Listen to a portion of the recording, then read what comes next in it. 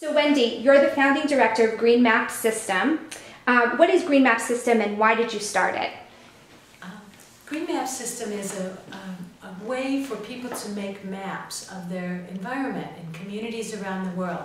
The maps are all about sustainability and how communities are making progress towards that goal. So local map makers chart on the maps green living resources, nature, local cultural and social resources that contribute to a healthier, lower impact, but richer life. How is your group involved in raising awareness on the Day of Climate Action, which is today? What do you have planned?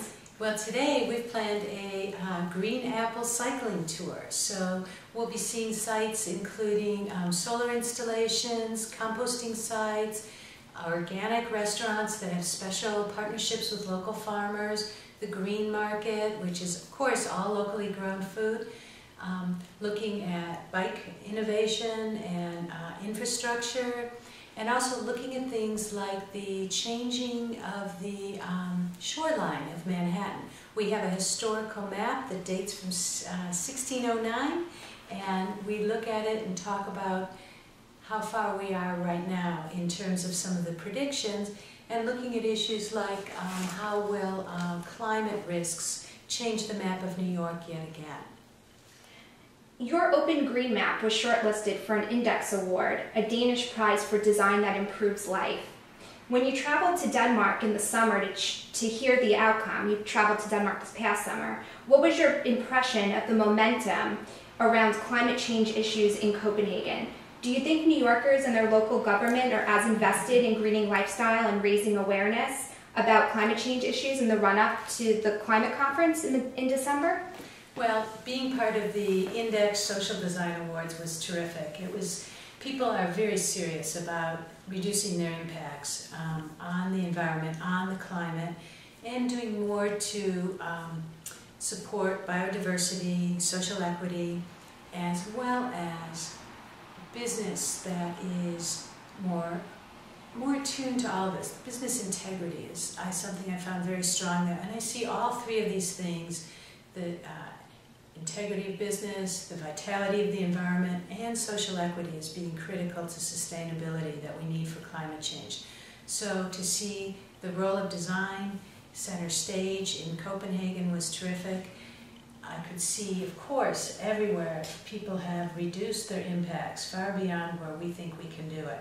So this idea, just the bicycling alone, if you take that one example in Copenhagen, something like 40% of all trips are made on bicycle, right?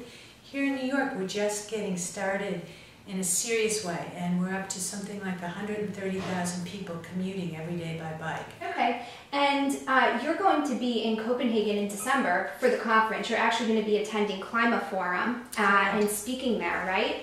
So what are you going to be saying? What is Climate Forum?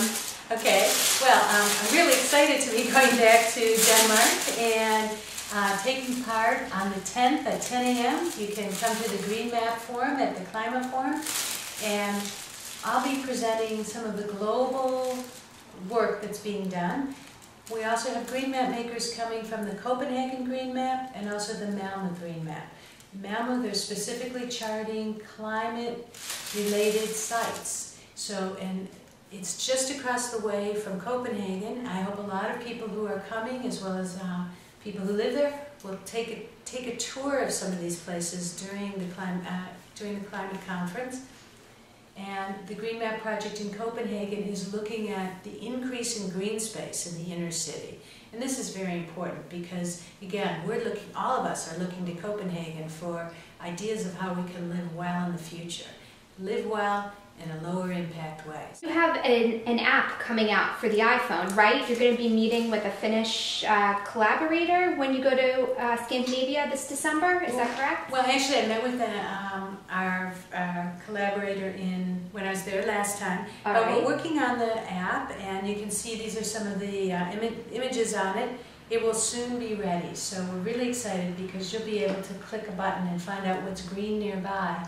And hopefully this will not only transform the experience of a visitor to a place, but residents will suddenly be able to find all these kinds of resources they never realized were in their community. So we're quite excited about getting this out there. We know our first version will serve billions of people, not necessarily only those who have the iPhone. So we're looking very broadly at reaching and moving a lot of people around the world.